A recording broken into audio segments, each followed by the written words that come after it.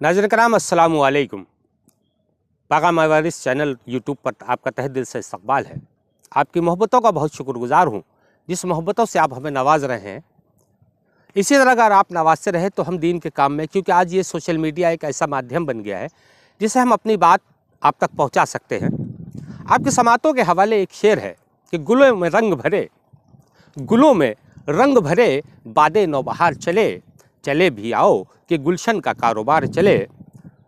नाज़रीन, एक बड़ा अहम पहलू है दीन का कि अल्लाह का अज़ाब कैसे आता है।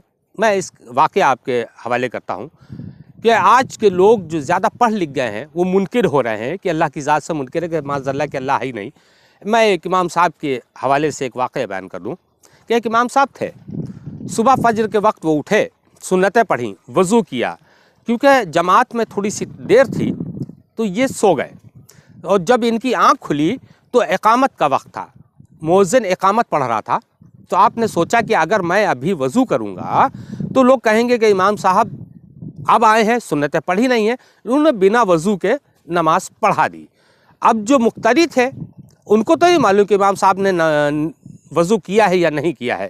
खैर, ये उठे और नमाज़ पढ़ाई, लेकिन जब ये घर गए तो इनके दिल में बड़ी किराहियत थी कि अल्लाह मुझे माफ़ कर दे, कहीं ऐसा ना हो कि तेरा इज़ाब मुझ पर नाजिल हो जाए, क्योंकि मैंने आज बिना वज़ू की जमात पढ़ा दी, इमामत कर ली। खैर, पूरा दिन गुजर गया, कुछ नहीं हुआ।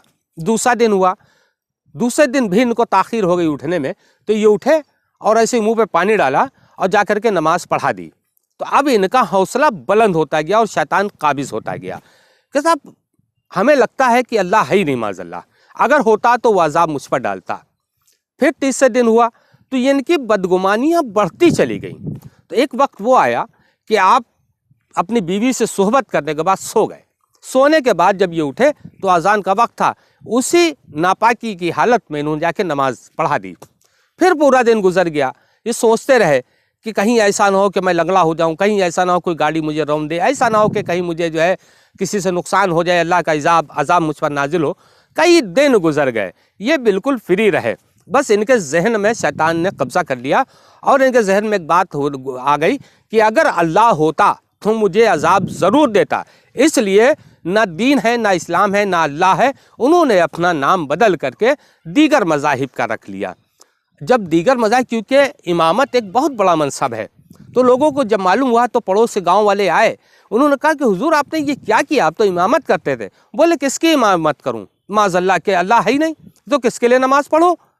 तो वो शख्स एक दानिश्वर शख्स था, कहने लगे इससे बड़ा अज़ाब क्या होगा कि अल्लाह ने तुमसे दीन छीना, तुमसे इस्लाम छीना, अपना हबीब छीना और कुरान छीना।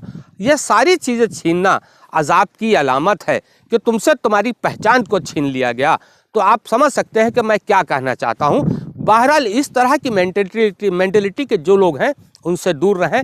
मेरा रब है, था और रहेगा। अल्लाह बाकी मिन कुल्ले फ़ानी। अल्लाह का अज़ाब दिखता नहीं है, आपको कोई मारता नहीं है लाठी लेकर, लेकिन ये अज़ाब से बदतर ज़िंदगी है जो उसने गुजारी। दीन को छोड़ा, अल्लाह ने इस्लाम ले लिया, कुरान ले लिया, अपना हबीब ले लिया, इससे बड़ा अज़ाब और क्या होगा।